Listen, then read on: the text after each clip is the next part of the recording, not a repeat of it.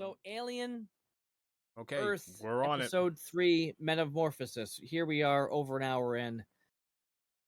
I really appreciate the way that they're doing their recaps in the middle of the OG like title reveal. Sure. Like they have the OG title reveal where it's like they show the lines and then like Alien comes out of it, but they're using that to they're appeasing the old fans and the new fans that have no attention span and giving you the recap in the middle of it. Yes. Mhm. I think that's really well done. It's really smart.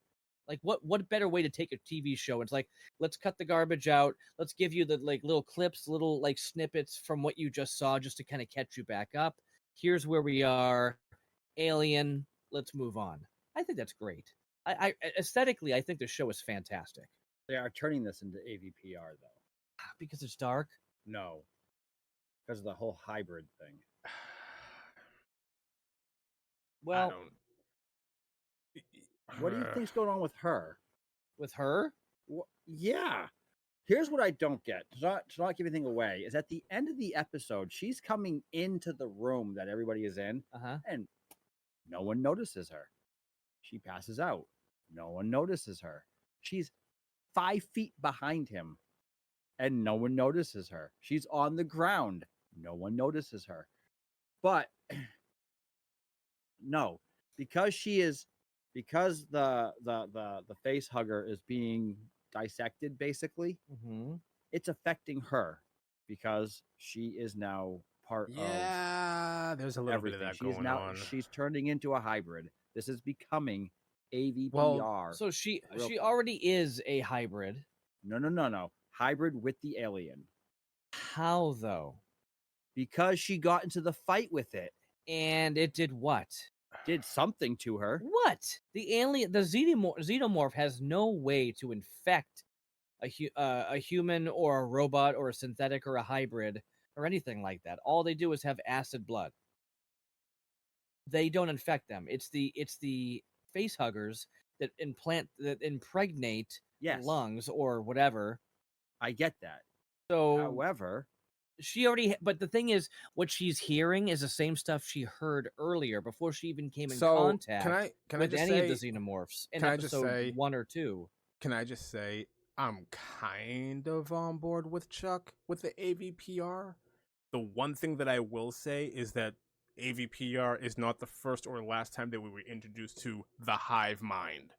It's been done in other sci-fi, not just Alien vs. Predator. Not the hive mind aspect. That part is actually new in the whole alien world. Okay. The alien world was never a hive mind. I thought they were connected to the mother one way or another. That's what I thought too. No, I thought there was a queen connection. No, especially when Sigourney Weaver could like tell what the queen was thinking and all that. No, but it wasn't. If you actually, she was the queen. The queen, the new queen was her daughter. It wasn't. It wasn't. Yeah. It wasn't. If you kill. Spoiler alert. It wasn't. If you kill the queen, you kill everybody. You know that was never the case. Even in AVPR, that was never the case. So what do you mean? So what do you? So what's the comparison that you're drawing to AVPR then? Because it might be over my head. So in AVPR, at the very end of AVP, the Predator has a chest burster, becomes and it has a hybrid. Yeah. Now the Predator never had a face hugger. Never once did it get attacked by a face hugger. I thought it did though. Nope. It had the fight with the queen at the end, and it dies. Fight with the queen. Yes. It fought an alien. It fought a queen, xenomorph. The queen that can. It fought the xenomorph first, and then it beat the xenomorph, and then it fights the queen, and then it's dead. And then in the ship, you see the chest explode, and out comes a hybrid alien predator. So you're going to say that this show is going to disregard Prometheus and Covenant and take canon from AVP? No. If that's the case, hang on, let him say. I want to hear this. Chuck. She is obviously. I was expecting because she was supposedly dead, and obviously she's a not. Robot. I get she that. was. But asleep. she wasn't asleep. They even said that, she's done. But she is now connected to whatever's going on in the alien race. She's connected to it because she's feeling everything that thing is going through. If you can't see that, then you're not watching. She was hearing it before she even got on the ship. Sure. No, she was hearing it and feeling it. Anybody else feeling that? Anybody else? She was the only one hearing and feeling it. So I know, but think now what you're saying is irrelevant because it's the same thing she had, but now it's more intensified because she's closer to them. No, there's something else happening, some other reason why she is connected. I don't think it's because of the fight with the xenomorph. I'm agreeing with you in saying that something else is up and there's some connection. So you're saying I'm not saying it's because of the fight with the xenomorph. Oh, okay. So that way, when the facehugger gets cut open and then she passes out, and she feels what is going on with him when it gets cut, she feels it. And she's like, ugh! There's something else going on. Oh, okay. But before she even came in contact or even landed. Okay. I agree with you. Just I don't. Okay. I'm saying it's not from the fight. Given the other inspirations that the show is pulling from in sci-fi, I'm not gonna be on board with Chuck simply because I'm not done with the Alien series yet, and I've never watched Alien. Alien Predator Requiem, was it? I've never seen that movie, so I can't. Nobody has. It's too dark.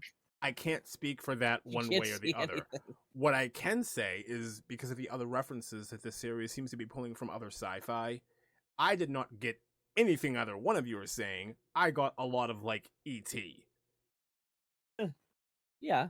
That's same idea. That's kind of like what I got from the thing. Like I don't know what the connection is, and I don't know why, but it is what it is. Well, I mean, the interesting thing in this episode, and I think at this point we all have to recognize, like, we're gonna be spoilerific here, one way or another. Absolutely. So, guys, don't listen if you haven't watched episode 3, Metamorphosis. Yeah. But there's a point where she's like face to face with the dude. Like they're in a container, like a shipping container, and the xenomorph comes down. They face off, and xenomorph's like, "Nah, I'm good." Moves on, goes on the roof, and then she stabs it with a sword. And you're like, one, it lets you go. So, and then two, you stab it. None of that lines up to make any sense. And anything else we ever watched, there would be a question: why did it let me go? Let me not kill it. They established that in the episode when the egg opens up, and you have I'm bad with the character names. Yeah. Kirsch. Yeah. Yeah, you have the Prodigy, and you have Kirsch, and they're talking, and it's like, it's not going to go after anything that's synthetic. It's only going to go after something that's organic. But Joe was there. Joe was right there behind her. Yeah, but she was there, so it was. Yeah, but there's a difference between not going after the thing you want because it's not going there. After the thing it wants. It was going after. She was him. there. It was just going to go around him. It was going to go around him. It could have gone. It could have gone around her. It didn't go around her to get to Joe. She's synthetic. It saw her and it was like, never mind. No, good. No, it went up on top of the roof to go around her and come down the other side and go behind her. That's kind of what I got too. Into the side where you can't get into. Okay. It ripped open a hole. It's a xenomorph. It could do whatever it wants. That's what I got. Like, it's clearly not going after her because she is not human. Like that's. I understand that. They need to rewrite it because but we've seen xenomorphs rip synthetics apart to get to what they want. So what's the difference here? Really? David? Okay. I'm not as familiar with the franchise, so you clearly have more knowledge than I do. Okay, Ash, so every single synthetic, what's his name there? Bishop. They all got ripped apart by aliens because they were in the way of getting to the human beings. So I don't see why they see this one and they're like, nope, not going to touch it. Maybe they're going to tell us. Not going to touch it. Maybe they're going to tell us, yeah. Maybe, there's something something going to tell us. There's something. I'm just saying. There's something specifically special about her. She's the favorite. She's the first, and then like she rips the thing's head off behind a closed door, and you don't get to see it. Like clearly, there's something special about her, and why the xenomorph was avoiding her at all costs. Like I don't want any of that smoke. Something's up there. But even after that, it's after she wakes up. It's more than just hearing what's going on. She feels it. She's feeling it now too. Something happened. That's why they don't show you. Something happened in that cargo, that the container, that we don't know. Right. Something happened. So it's gone beyond just hearing something to now she is feeling it. She is connected to it. Right, because she's closer now. It's a proximity thing, I think, at this point. Is it? No. Because she was close to other places and never had the same thing going on. Well, so which way are you leaning? So which way are you leaning? Are you leaning that she was implanted with something, or Prodigy designed her specifically for this? He didn't know anything about this. Right. So I don't think it was a little accident then. One. Yeah, I don't think he knew anything about it. There's a reason why right now. There's a reason why she's the favorite. There's a reason why she's the favorite. There's a reason why he's most interested in her and what she was doing. There's a reason why he asked about her almost first when everybody got back. Like, what is going on with this? You need to get her back. Like, there's a reason for all of this. It's not just, oh, let's see what happens. No, maybe there's something else going on. Because we don't know what happened in that cargo container. Yeah, that's what leads me to believe that there's something more going on, because she was around it before, right next to it, and never felt what was going on. She's never experienced it to this. You know what? I like what you're saying. Imagine how amazing this show would be if somehow she has been turned and now she's fighting for the aliens. That would totally take this show into a different direction that I did not expect, because you see her, you follow her, and you're like, I'm following the good guy. Good girl, whatever. Like, you're following that. Imagine if she's no longer the good guy, she's fighting for them, and she's the bad guy now. Well, so that would totally change the show. Now Prodigy Kid is obviously the bad guy. Now we're doing the T3 thing.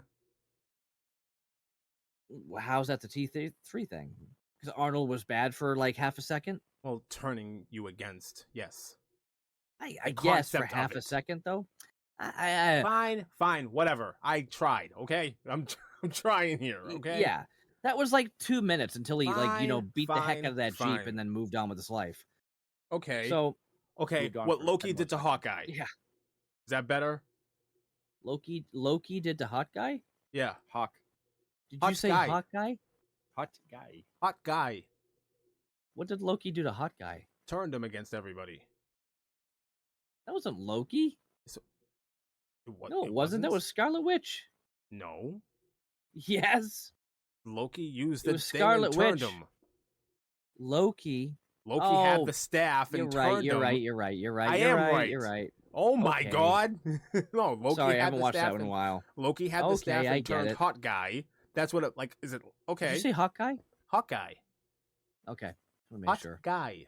Chuck disappeared. That's fine. Oh, hi. Wow, that was like a cool music video. Disappear. Good for him. Anybody else wondering, think it's funny that she was taking out the xenomorph using a shepherd's crook, by grabbing his second mouth and just wrestled him down. That was really cool. It down. That was ridiculous. Of all the things, it was so dumb. I don't think it was dumb at all. I don't think it was dumb at all. We've been watching this thing. We've been watching this thing stick its second mouth and teeth out of people for 40 years at this point. It's about time somebody grabbed a hook and just grabbed it and said, "All right, it's about time." It's like the kid who keeps sticking their tongue out their dad. Like, if you keep doing that, I'm gonna grab it. Yeah. I'm gonna grab it. I got it. Yes. Yeah. So the psychic connection. So listen to this: the psychic connection and collapse. Okay, hold on. Before you continue. Where are you getting this from? What site are you sourcing? Source are you citing? It's just an AI overview. Okay. Thanks. Perfect. Go for it. Okay. So it says awakening in pain. In a separate scene, Wendy awakens in the Prodigy lab and walks through the halls, drawn by a faint chittering. Okay. The experiment, when the surgeon Kirsch removes a small xenomorph from an egg, Wendy feels overwhelming pain, which she's never felt before. She's only heard things before. Collapse. The intense pain causes her to double over and collapse to the floor in the lab, which is weird because nobody notices it. I don't get that. Just as she hears the overwhelming noise in her head. The link to the alien, the physical and psychic connection between Wendy and the xenomorphs was hinted at in episode 2 and confirmed in episode 3. I don't remember that being hinted at in episode 2. I told you that. It's when she first arrives on the planet and she can hear. You guys hear that? And she's like, they're like, no, like yeah, you can't hear that I buzzing. Remember that? Oh yeah, you can hear. She can hear it, but there's more going on. I know, but then when she gets closer, she's in a closer proximity and she's feeling at that point. That's what I was getting at. But at the end of the episode, Joe is used for another experiment, his lung becoming a host for an alien tadpole. But Wendy's collapse is directly connected to the alien's actions and experiments. There is a connection going on here that we are not fully that happened in that container that we were not brought into. There's a reason why we weren't shown what happened. Is it okay? Hold on. To come out later on. Hold on. Is it okay? So now, because I completely missed the part where it was Joe's lung. Oh yeah, no. That was a big deal. Okay, at first they're going in. They pull it out, and then you see a lung hanging. I must not have been paying attention. So that kind of. Oh no, it was brilliantly shot. Okay. I got to go back and rewatch it then. Yeah. So very big deal. Okay, so that's kind of the whole idea is that the seed. Sure. Basically, what happens is the facehugger comes in, shoves its, down the throat. Yeah. Of somebody and impregnates their lungs. With the seed. I'm asking the question now. I get what Chuck is saying. Is she responding to the psychic connection, or is she responding to the lung? She's to the connection. Yeah. She doesn't see the lung. Yeah. Yeah, but she could feel it. No, not her brother. No, she looks at her brother and she watches her brother, but I don't think she has some kind of psychic connection to her brother. She has a connection to the xenomorph and to these aliens. I agree with that. So just because I want to be different and play devil's advocate, I'm going to say that she feels a connection to the lung. Because all this intensifies when the thing goes inside of the lung, and then she collapses. That's the only reason why. Because when I saw that, that's kind of what I got. Why would that explain the buzzing and stuff like that when her brother was totally healthy and fine before she got on the ship? I don't know. It's the intensification of that stuff, that feeling she had. It got getting worse and worse to the point where she was doubled over in pain and passed out. If that's the case, I go back to my original theory of she was designed like this purposefully. When the face hugger was tased to get knocked out, she felt it. So okay, hold on. I think she was designed like this purposefully.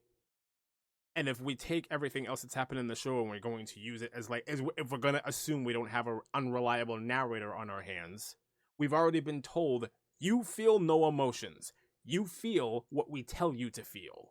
Yeah, but they purposely did that and said she was special because she's starting to feel emotions, and that's why she's staring we don't know if that's real. We don't know if that's real or there's some guy sitting behind the camera with a button. Like we don't know what's going on there. She's Sunny from iRobot. Yeah, Alan Tudyk. Yes, sure. Yeah, sure. Sunny from iRobot. I didn't realize it was Alan Tudyk. I'm taking. There's a lot that's going on with the show, and I'm taking everything at face value, and I'm going to assume that we don't have an unreliable narrator on our hands that's lying to us. And if we have people, the science people, saying you feel what we tell you to feel, you don't feel pain, you don't feel emotion unless we type it into the blah blah blah blah blah. She was designed like this. She was designed like this for a reason. This is purposeful. No, I don't think this is a mistake. It sounds like they're saying that because they don't expect it. To me, it sounds cliche, so cliche. We're like, this is impossible. Well, we're watching a movie, and the impossible is possible. That's what they're going to get at. To me, the fact that they're laying it on so thick that she can't feel emotions because XYZ, all these things about bodies, and then they start getting into some other stuff, is because she is the only one who's going to feel emotions, at least to this degree. And I mean, well, and it's going to Again, change the way that hybrids are, because these synthetic bodies are going to start producing some type of synthetic hormone that's going to give them those emotions. Again, if that's the case, I'm falling back on Prodigy designed her specifically this way for a reason. I think he designed her differently than everybody else. What I don't think... You can't have the best of both worlds. You can't on one hand say, I refuse to believe that this is all the Xenomorph doing something behind the shutters. I refuse to believe that. I refuse to believe that she's not special in some sort of way. I think that she is way different than the rest of the Lost Boys that were created. She was created that way on purpose. That's my point. I think that she was created different. I don't think she was created a certain way she was created different on purpose. The connection that she has with the alien, I don't think that was done on purpose. I think that was... I don't, because he has no idea about him. No one knows what the alien on Earth. Prodigy knows. How? Why else would he want all of this? Because he now saw it, and he's no, I want it. But why? So that he can make future stuff. He doesn't know. That's why he tells Oliphant, he goes, I want you to study these things and give me all the information so that for the future he could do something. I think that because he made her different, he did make her different. It's not like in iRobot where the doctor made Sonny so different to expose everything else that was going on. Oh, no, I'm not saying that. I'm saying Prodigy designed her different on purpose for maybe not this specific reason, but a reason. There is a reason why all of this is happening with her, and it goes back to the Prodigy. I agree with that. Okay. I think her connection to the Xenomorphs, to the aliens, is not because of anything that Prodigy did. We disagree. I think her connection has everything. Her magnified connection has everything to do with what happened in that container, and we don't know what happened. Well, none of us know. You're right. No, we don't know. She is going to say it next episode or the episode after and explain a little bit more once she is made reconscious again. She's going to let us know what happened, because we still don't know an episode later what happened in that container. Okay. We will find out. We will find out next episode, hopefully. And there's going to be like this connection of, oh my gosh, what we did here mixed with what we found out here created this. And it was an accident. I agree with you that she is made different than the rest of them, though. She is made way different than the rest. There's also this other thing going on the show that kind of, I'm not going to say mirrors what's happening with her, but it's kind of like, you have the security officer bugging this other kid. When does a robot become human, or when does a robot stop being a robot? Something along those lines. That's a wild thing to. That's the whole thing to play with. That's the whole thing with Morrow. So Morrow's a very, very interesting character, because we saw him like he's a cyborg, so he's a human with robot stuff implanted in him, and he for some reason, some part of him doesn't age. Well, not even just that, but like he, aside from his not being able to age, it's more about like he has to follow his orders from Yutani. Like nothing can stray away from that. At first, I thought he was following Mother's orders, but Mother's programmed by Yutani, therefore whatever. Okay, got that. But it's interesting because like he is recognizing, he's seeing all the things that's happening. He's seeing his crew die, people that he had a relationship with, yet his job is to follow orders and do this, and he can't stray away from that. It's a very interesting dynamic, and he has this whole conversation. It's very interesting when he has this conversation with, I don't remember any of the Lost Boys' names. Toodles, it doesn't matter. Or Nibs, or there whatever. There you go. It's neither of them. But he has this conversation with him, and at the end he goes, "Sleep tight, don't let the bed bugs bite." Yeah. Which is exactly what who said. Oh, you said yeah. I thought you got it. No, I said yeah. Sleep tight, don't let the bed bugs bite because there are bugs all over the place and they're biting and blah blah. Well, blah. there's So, that, but that's not what he's talking about. Go back to Michael Fassbender's character, the robot there. I Yeah. always lose his name. Okay. He said that. He said that's a nod back to Ridley Scott's Prometheus. I think it's Prometheus specifically. He said that when people were going out and under. And he says, "Don't let the bed bugs bite." It's like, okay, all right. So it's a specific nod back to that where he's connected. There's something happening, based off of that. But the big question now comes down to were the xenomorphs, as they are created by Michael Fassbender's original robot. Again, I'm forgetting the names. He played two different robots. One had an American accent, the other one did not. And did he create them? No. Well, he didn't create them, but he kind of manipulated the DNA of them to create the xenomorph, the perfect organism. No, he didn't. He found them. He was, yes. In Prometheus, he finds the ship that lands. Yeah, and there weren't xenomorphs there. Yes, there were. There were not eggs. in Prometheus. We never see a xenomorph in Prometheus. Never. He finds the black goo and the eggs. Black goo, not the eggs per se. No, he finds a nest.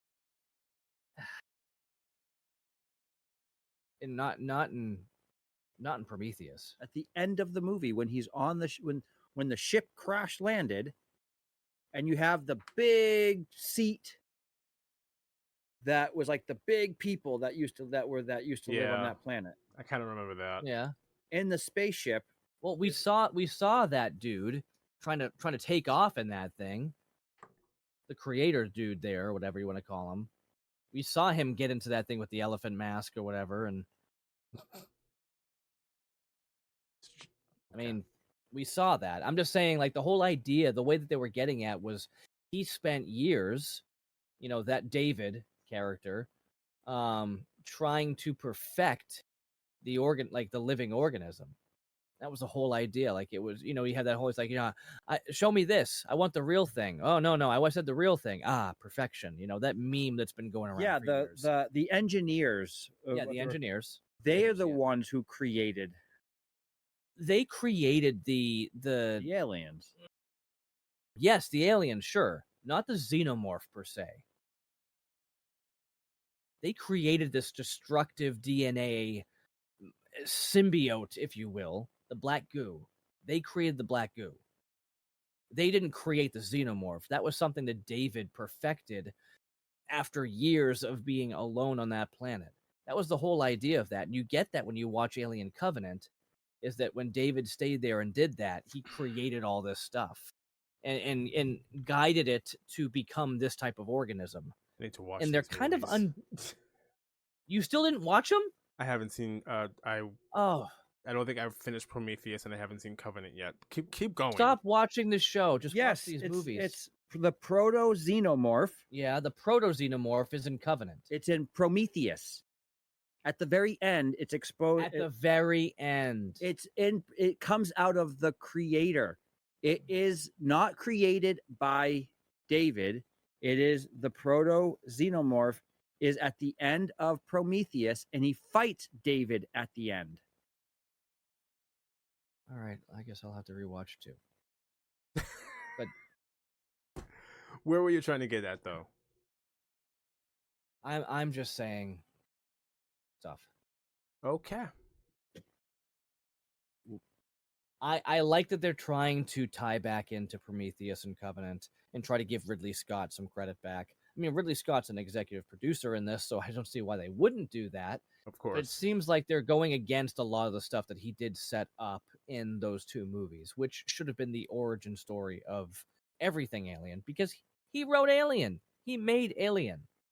And they went off on these tangents with James Cameron and Gur Arg and everybody else who came in after that. I liked Aliens better than Alien. You say Aliens? You liked Aliens? I like Aliens. I was going to say Aliens too, but it's I just like Aliens. I liked Aliens better than Alien. Yeah, I think it's the better movie. But Aliens wouldn't have existed without Alien. Sure, and that's and I think that's the sure. whole thing. Is like the first Alien movie. Like Ridley Scott hates Aliens because it went so off the deep end in a different direction. It was more action than what he was trying to do, and I appreciate it for what it is. Ridley Scott But I mean, hates for somebody who everything. create, okay, whatever. I'm just saying, if you created something and then somebody else took your franchise over, wouldn't you be like, yeah, that's not where I was ever going to go? Thanks a lot. I don't think Alien would be as popular as it is if it wasn't for Aliens. I don't know, man. I think more people like Aliens than they do Alien. That's interesting. Probably. I don't know. I don't know enough to. But imagine if Ridley Scott got to do the sequel. What kind of movie would we have gotten? It probably would have been another horror type movie. Yeah, not probably action. would have Not continued action. to go down that road. Yeah, maybe. Yeah, a lot less action. Perhaps. Jason X is because of this movie. Jason X is because of Leprechaun. No, it's because of this movie. When he dies in space, he gets sucked out the hole. That's the exact same thing happened in Alien. Jeez. Exact same way that he dies is the exact same way that. The best part is Alien Resurrection when that alien gets sucked out the pinhole. That's what I'm talking about. Oh, he gets sucked out the hole, and so does such a cool Jason. Scene. It's such but a cool scene. Don't you almost feel bad for that alien with eyeballs for a second? Not at all. Nope. It's not like, at Mama? all. Mama? Not at all. Oh my god. It's ridiculous looking. It's so bad. It's so bad. Anyway, here's my question. Is why do the eggs not respond to the synths now, but they responded to Fassbender's character in the movies? Well, because, like I said, they're not following Prometheus and Covenant. That's why. They're disregarding a lot of... They're almost trying to, like, put them out of canon. There's a lot of little subtleties. I don't have them all written down. I'm confused now. You just said that they're doing this because Ridley Scott is involved. They're not going to do that. And no, now I said because Ridley Scott, they tried to play a nod to him by saying one line. But they're also going off in another direction saying, oh, yeah, these aliens already existed and this is this and blah, blah, blah. There's a back and forth here where they're not really following it, but they're like throwing nods back. And it's why I'm confused. They're throwing nods back as if they exist, yet not keeping it canon completely. They're keeping it canon. I don't know. I think if you're gonna... So I have a question. Do you like it or do you not like it? I don't know until I see the whole thing. At this point, I'm like, I'm enjoying it. I'm enjoying watching the show. I think at just watching it as a show, I enjoy it, but I really like things that are cohesive and don't try to stray so far away from the original source material. Name something that's done that. Was cohesive and stayed the source material? Yeah. No. Because you can't. I know. So you must hate film. I hate a lot. He hates a lot of things. Wow. I don't think... You know what? I actually kind of appreciate that. I hate the spider that was trying to make way onto my fingers. I actually kind of appreciate that they're... Some of it's sticking to canon, other things are trying to go in its own direction, because it keeps people like you on your toes, who has seen the entire thing, and you're going to keep guessing until the end, right? It wouldn't be any fun if you were just like, oh, they're doing this, and then they're going to do this, and this makes sense because of blah, blah, blah. Like, see, that's where I get confused, is if it's so predictable, Lee goes, yeah, I didn't like it because it was so predictable. Then when it changes shape and it becomes something different, he's like, oh, because it wasn't the exact same thing, I don't like it. I'm confused. That's who I'm confused. Is. That's who I he know is. It confused.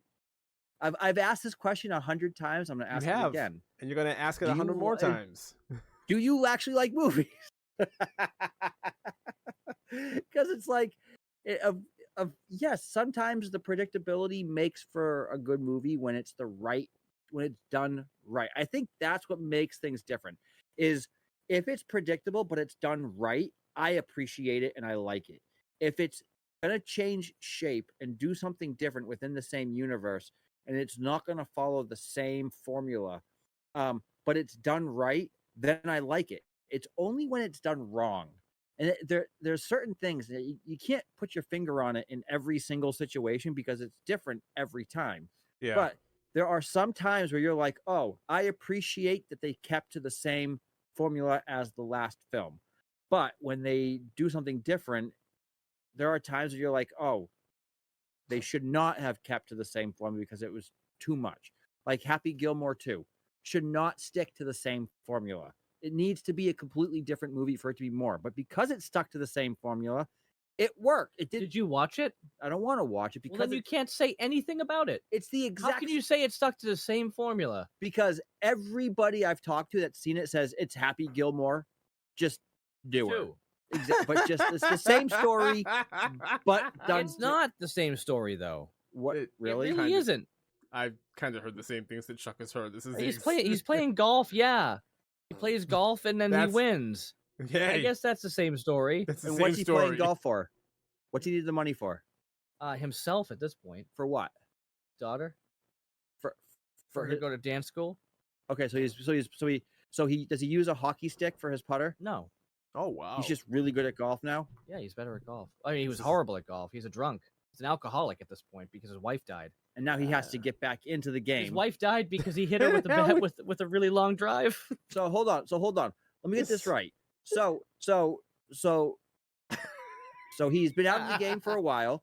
So essentially he hasn't played in a long time. Mm-hmm. Nope. And because he's a prodigy at golf, he magically picks the game back up and everyone's just shocked that he's really good at golf. No, not at all.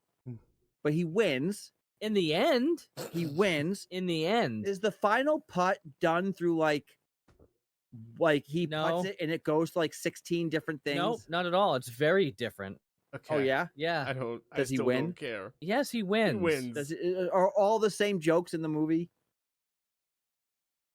No, there's some new ones, and there's some callbacks to other Sandler films. Are there a lot of the same jokes in the movie? Of course. Okay, so it's the same movie. Okay, are you looking for me to give you one thing that you can say you're right on, just so you can be like, of course, everything I say is right? Yes. Like, does this happen? No. Well, does this happen? No. Well, does this happen? See, I'm right. Everything I say is right. What I'm saying is he hasn't played golf in a while. He's not that good. He becomes really good. He wins the game. He has most of the same jokes. He needs the money to help somebody out, i.e. his grandmother or his daughter in this case. It's the same formula. And it shouldn't be done again. It's a sports movie.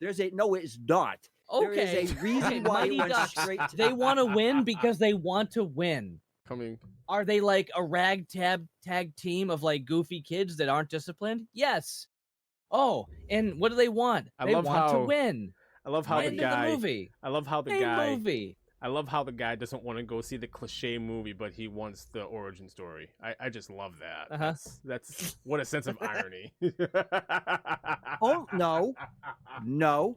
Again, there are certain times where things should be done. Superman, Batman, Spider-Man, no origin story. Fantastic Four, yes. Give us the stinking origin story because you're doing it all over again. Jeez. Yeah. Jeez. I love my logic makes sense. Of course. To me. My logic makes sense to me.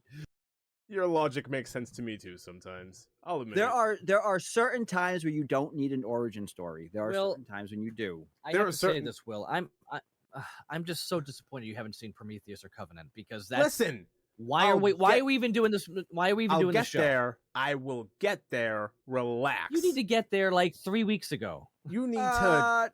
You don't need to see those to watch this. No, but you should, so you understand why I'm so aggravated. Because why you're so aggravated? No, I understand why you're aggravated. I completely I don't have to watch these movies to know why you're aggravated. I get it.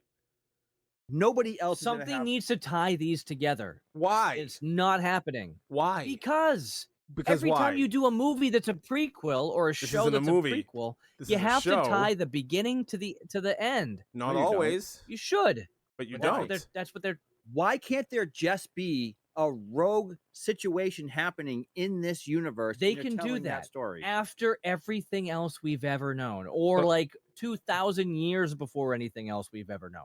That's the only time you can do it. If you put something 2 years before something, or a year So after what one if thing and they're- 2 years what before if- another thing. Let me ask you this: This what is if they you know what this is going to be. What You if know what's they going to end- happen. This is going to be Rogue One. What if they end? What I if was they just tie about to the go here. ending of this into Alien?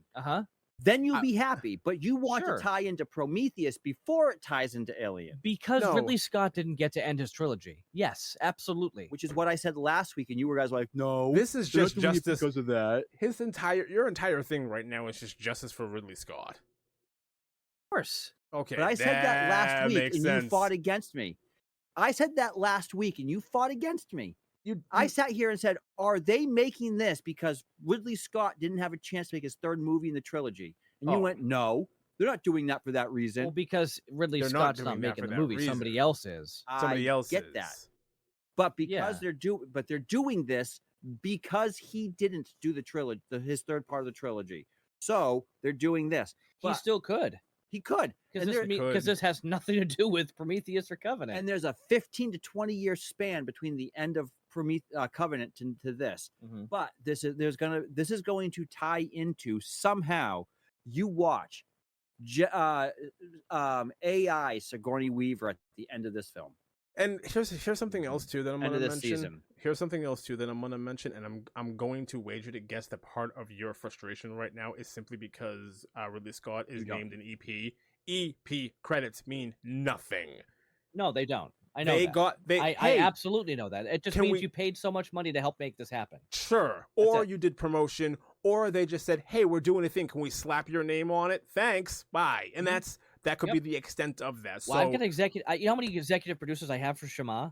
We've got like a list of like 15 executive producers. They have nothing to do with and the a creative bunch of them process. did nothing. All they did was help us fund it.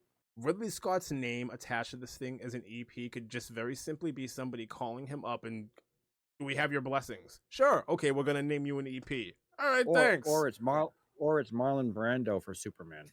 It's just the face of it's just the name slapped so people know it. Or everything that or Gene Roddenberry's name in everything Star Trek. It's the same thing. Everything that you're mentioning right now and your frustrations with what's going on with the television show, I guess I understand. Even though that I haven't seen the two movies, I guess I understand. I'm just not mad at it because what are you going to get mad about? So they're not following certain storylines to a T that you would like to see. It's not the end of the world. I think the hard part... And you don't know that they're not going to be roped in later just in an incredibly clever way. Okay? You know what? You and I said the same thing up and down about the first two seasons of Last of Us, how, they changed this, but they still ended up in the same result, and it's really interesting how they did it. It could be the exact same concept here. You don't know that yet. Maybe. The difference is this is a loved franchise by Lee. Oh. And I think that when it's a beloved franchise that Lee really likes, when they change a little bit, he takes it more personal than most people do. I don't even blame him for that. I really think you do. I don't even blame him for that because I'm the same way with certain things. I just went on a 10-minute rant about Metal Gear Solid, a stupid video game from 20 years ago. I did the same thing. I understand the passion of it. The hard part about it, Will, is that Prometheus and Covenant are a lot more intelligent than a lot of the other Alien things that you've watched. Okay. They get more in depth into the why, the how, not the what. Sure. Which is all the other Aliens movies are about the what. What I think is cool about this show is you've got this character Kirsch, played by Timothy Olyphant, and I think he's done his best acting in the show so far in this one episode where he has that face to face with Morrow, the cyborg. Yeah. And he's not even scared because he's a synth, so whatever. Not scared, and he's like Moreau's over there doing the data transfer, and so is he a synth? He's gotta be. Well, if she was the first, what is he? She's a hybrid. So they set it right off in the beginning of the first episode. You've got cyborgs, synths, and hybrids. Cyborgs are human with robot parts. Synths are robots. Right. Hybrids are robots with human minds. Conscience. Yeah. Right. Sure. That's it. So he is 100% a synth. And that's why he's in that room, and that's why he's Bishop.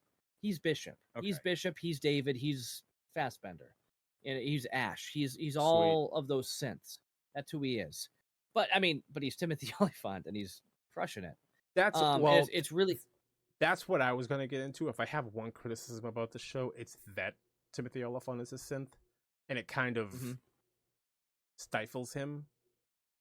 It does. He's not going to be able to have. He's not going to be able to have his typical Olyphant range. No, but when he stands up toe to toe here with Mora, I'm like, that's good. It's amazing. I want to see more of that. So I want to see more of that. It's amazing. I'm just saying, Timothy Olyphant, to me, is a much better actor than what they're giving him here. If I have one complaint about the show, it would be that. Well, they are building up everything he does episode to episode, so I think they're going to get more of him as it goes along. Yeah, and it's going to be great. Yeah, I agree, but I'm just saying, like, He's gonna so die. far, of course, probably. But I'm just saying, so far, if I have a criticism, it's I want him to be on a 10, but because of the role that he's playing, I don't think he's going to be able to surpass like a 5. That's my my thing. Well, I think his role. I think he's playing his role as at a 10, but the role he's given is a 10. For Timothy Olyphant, it is not a 10. It's a 7. It's an 8. It's a 6 or a 7. Right. So what I'm saying is he's playing the role at a 10, but for his ability, it's a 6 or a 7. For his ability, right? And he's not and the show is not going to allow him and his ability to reach the 10. Just because of what he's doing, just because of the role that he's playing. Like, it's not, you know what I mean? Like, but in the first episode, we were saying that he's not going to have that big of a role, and now he's having a bigger role. I never said if that's what you got from me last week, I apologize. I never meant to give. I didn't say you. I said we. I don't remember saying he was going to have a small role. That he has a smaller role than we. It's Timothy Olyphant. He's top bill of the show. I mean, it's. Well, it's not his show. He's a supporting actor. He's not the lead. He's the name. He's the name. But he's still playing the supporting actor, just like Brando did in Superman. He's still the name. I think it's more than Brando. He's way more than Brando. He's still the name. I know what I'm saying, but he's a supporting actor. My point is he's not the lead. It doesn't matter. He's a name that draws people in, sure. That's the point. Not the lead. I never said lead. Okay, I never said. I said he's the name. That's all I said. He's the name. Okay. That's it. Anyways, I'm enjoying the show. So your thoughts on the music there? So when Prodigy gets excited and they're just like rolling people in 20 minutes in. Dude. And honestly, like I said to you, I'm just like, you know what? You're pretty spot on. That Funkadelic song is it's what it is. I mean, the thing is, it's a cover of that song. It's just that song is such a jam song. It's a weird. So you're right. It's in a different key, and the solo or the jam part is just a different rendition of the song. But it's the same exact song. I'm like, yeah, and I'm listening to it, and I'm like, this sounds like somebody trying to copy Eddie Hazel, and I'm like, it has to be. This has to be MAGA Brain. Sure, and that's why I reached out to you. I'm like, tell me if I'm going nuts. So yeah, no, you're spot on. That's crazy. I remember listening to him. It's like, wow, you know what? Like, I don't want to say anything bad about any musician out there. I'm like, I could play this. It's just somebody just like having fun, jamming out, making noises on a guitar, knowing what key they're playing in, and just making noises. Like it's nothing like, oh my god, this is the best guitarist in the world. It's just somebody who knows how to play guitar, who knows how to play in key, just being emotional on the guitar. Yes, and it nails it. Yeah. But again, you know, and I'm gonna cut to the end here too. Like the songs they're choosing for this show is just so out there. Like as soon as you hear ding ding ding ding ding, I'm like, no way. Why? What? Why? I mean, Tool. They ended the last one with Stinkfist, and I'm like, okay. And then before that, like the Mob Rules. I'm like, the Mob Rules. I'm like, I can't see that song fitting in anything. No, ever. It was just so out there and ridiculous. Like Dio Sabbath is a very different type of Sabbath. They're very odd musical choices for the way that they're ending these episodes. Yeah, and it's like Noah Hawley here. Is that his name? Noah Hawley. Yes. Is it him? Is he going like, hey, I want some Sabbath, and they're like, and they do it, and he goes, it's not what I meant, but. Oh, okay. Sabbath has been used before with him in Fargo, so it doesn't surprise me. But Dio Sabbath? No. The song that was used before in Fargo was War Pigs. Well, war And pigs that makes more fit. sense. That fit the Yeah. situation that they were in too. Because it was like, here it is, everything's about to go down in this episode. This is what we've been building towards everything. And you open up the episode up, and here we go, war pigs. And it's like, oh my god, we're going. Well, War Pigs this is itself, gonna just be instrumentally, nuts. is a great song to use. This is but gonna when you be get crazy. something like, It amps you but up. like War wherever pigs. I may roam, into the middle of an alien What? movie or an alien show, you're like, what? It's so. I feel like it's not just me knowing the song that makes it seem odd. I probably haven't heard the song in 20 years at this point, Sure. like maybe less, maybe 15 or more years. But still, like hearing it, it seemed so out of place. It just didn't seem to fit You're not at wrong. all. And it was like they just shoehorned it in just to get it in there. And you're like, it didn't fit though. Like, but it's in there. And I'm like, but it didn't fit. I wouldn't at this Okay. point. At this point, I wouldn't be, and I'm just throwing this out there. At this point, I wouldn't be surprised if they ended one of these episodes with like Bad Habit, like just something way out there that would that'd be not cool. fit at Hey, all man, in any of I'd these love it. scenarios. But Yeah, I think we're that's done. valid, and I kind of hope it's there. What, Bad Habit? I kind of hope it's there. Okay. On that note, Before we end, I want to say, did you guys appreciate the use of Joe's lung for the gestation, though? I mean, Yes. you didn't notice it, but I thought it was very interesting. At first, I'm like, why are they taking his lung out? And then I was like, well, maybe that's the lung that got punctured by the tail in the fight. Okay, so they took the lung out. Okay, because when I had to look back and say, is that what happened? Because at first I'm like, why did they just like take this dude and just rip his lung out just because he's human and he's expendable? But then when I realized, oh, it was the punctured lung. Well, he's I'm not like, expendable. Okay. He kind of is. No, he's not. Why? Because he's a human? No, his because brother. he's her brother. Yeah, her but brother. he's expendable to them. Their relationship was expendable. That's why they hid her from him that whole time. Now that there's a Some- connection there.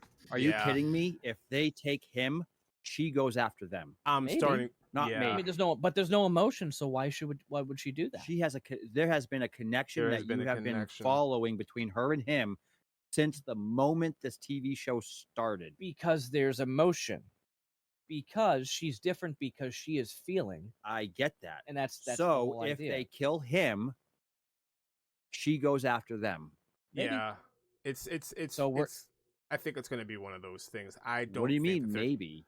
No, I- I'm agreeing with you. I'm I saying, don't think yeah, they're gonna maybe be that's the able- idea, but still, like They're the not way that gonna they were be able treating to him do- here. They're not going to be able to do They can- anything to him without her fighting. Like, it's not going to be easy. Right. Well, she's on the floor right now. Right, but it still doesn't make him expendable though. Yeah. Okay. It makes him not expendable. Right. Well, so that's hold why. on. Hold on. I agree with Lee on one point.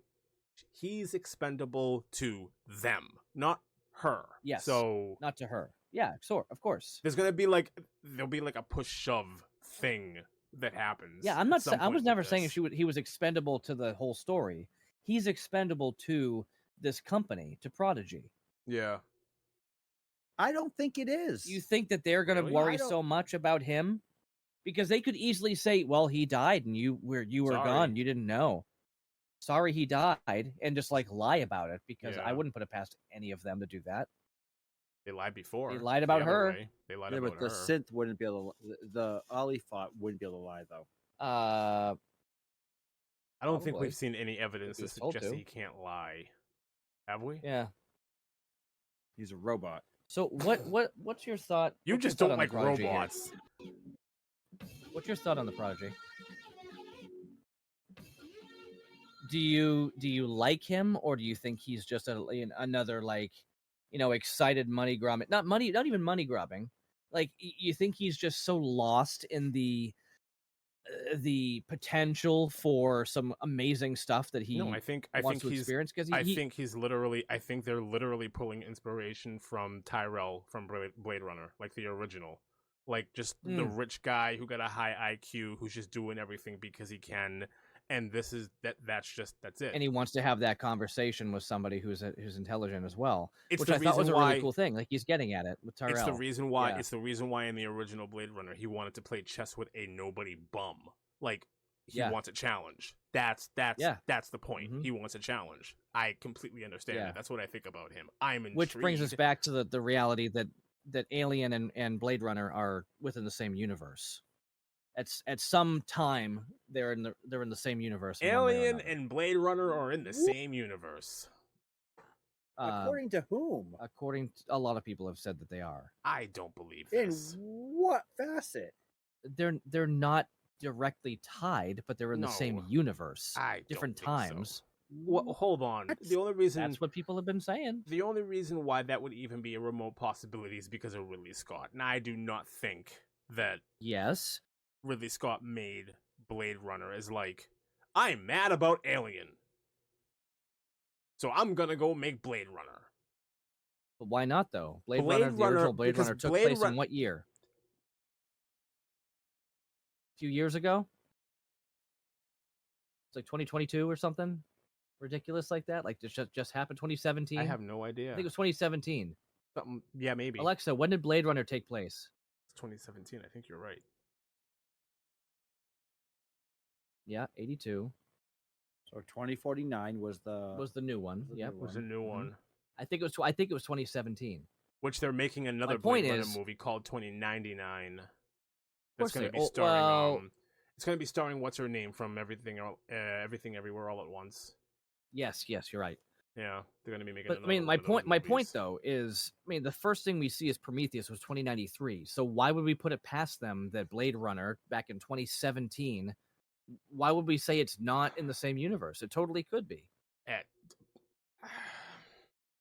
Totally could be because they're both Ridley Scott movies. because well, they're Ridley Scott movies, sure. But if we got I a mean, there's been scene- lots of speculation about that. If we got a scene in Blade Runner, Replicants, yeah, if we got a scene in Blade Runner where that Rachel character bleeds and it's white, then I'd be like, Mhm. okay, yeah, maybe this is a part of the same universe. sure.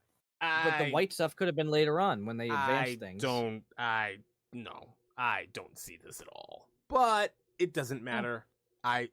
Doesn't. It doesn't matter. I am enjoying the show. Me too. And with that,